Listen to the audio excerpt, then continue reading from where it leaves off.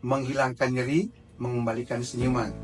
Saya, Yusat Siahan, spesialis saraf dari Rumah Sakit Siloam Lipo Village. Dalam praktek sehari-hari saya sebagai seorang spesialis saraf, salah satu penyebab pasien datang berobat ke polisyaraf adalah rasa nyeri di leher atau di pinggang yang dirasakan menjalar sampai ke jari-jari. Orang awam menyebutnya sebagai saraf terjepit, tapi dalam dunia medis menyebutnya sebagai HNP atau hernia nucleus pulposus.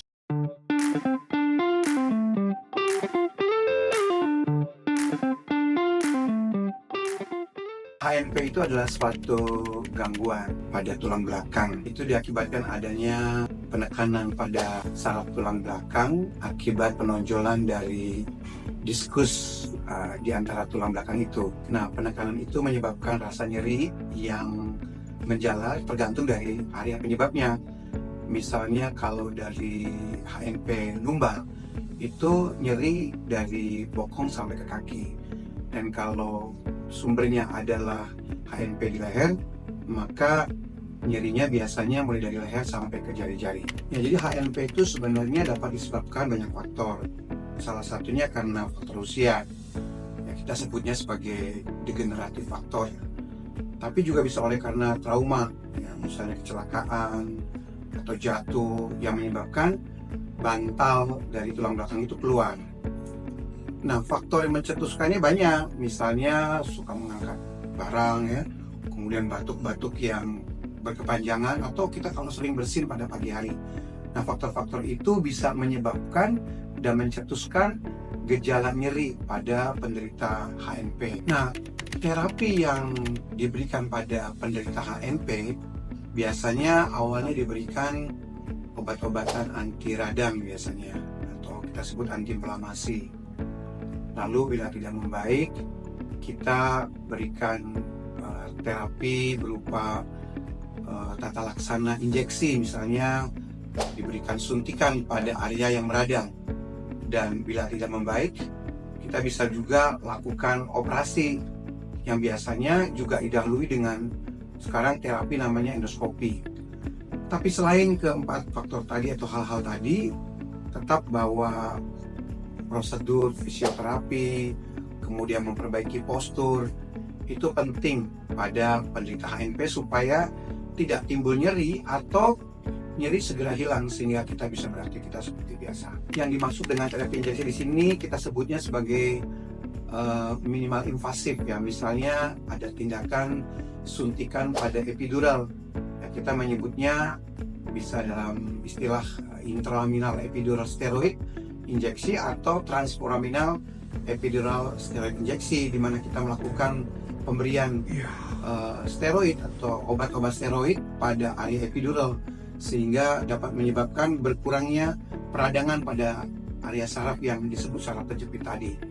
Nah, dengan berkurangnya radang tadi, maka tentu saja nyeri yang diakibatkan proses peradangan tadi bisa berkurang, bahkan bisa hilang. Jadi prosedur ini biasanya dilakukan di ruang khusus ya, ruang di mana ada alat namanya fluoroskopi, bisa berupa yang sederhana seperti C-arm atau banyak orang melakukannya di ruang cath lab atau juga bisa dilakukan di ruang operasi. Nah, prosedurnya biasanya pasien tidak dibius umum, cuma dibius lokal saja pada area yang akan diberi suntikan, misalnya di pinggang, di leher atau di punggung. Nah, setelah dibius lokal, kemudian kita cari tuh di mana area saraf yang terjepit, lalu kemudian kita suntik area yang diduga sebagai penyebab dari saraf terjepit tersebut. Tentu saja harus sesuai dengan gambaran MRI misalnya yang sudah dilakukan sebelum prosedur ini berlangsung. Nah, bila ditemukan area misalnya area saraf yang terjepitnya di lumbar 45 misalnya atau cervical 67, maka suntikan itu dilakukan pada area-area yang sesuai dengan nyeri dan gambar MRI tadi. Nah, ini bagusnya terapi injeksi pada epidural ini adalah bahwa pasien itu setelah disuntik dia bisa bangun segera dan langsung pulang. Kalaupun ada efek paling mungkin rasa kebas atau rasa lemas, yang paling lama berlangsung 30 menit. Setelah itu pasien bisa berdiri dan segera pulang, bahkan bisa melakukan aktivitas sehari-hari seperti biasa, misalnya berkantor atau berkendara.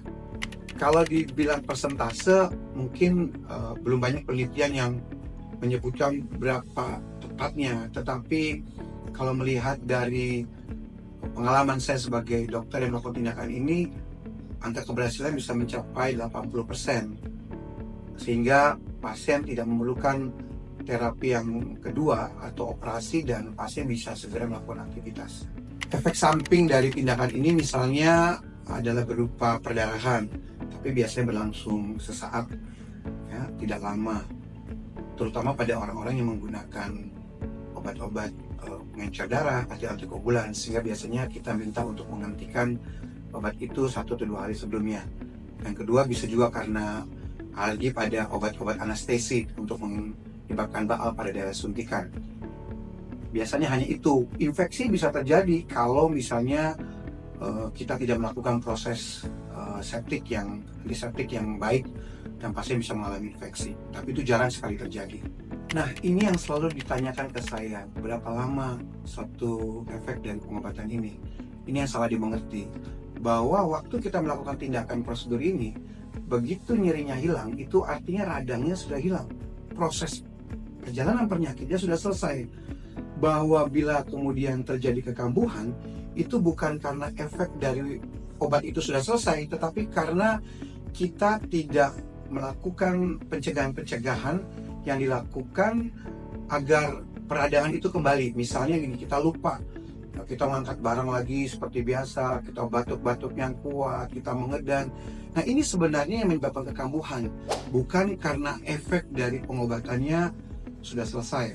Dan ini yang saya jelaskan kepada pasien-pasien saya, bahwa bisa saja seseorang bertahan 10 tahun, 12 tahun tidak sakit lagi, asalkan bisa mencegah terjadinya kekambuhan tadi dengan cara-cara yang saya sebutkan. Cukup sekian diskusi kita tentang HNP. Nantikan diskusi berikutnya tentang nyeri dan permasalahannya. Menghilangkan nyeri, mengembalikan senyuman.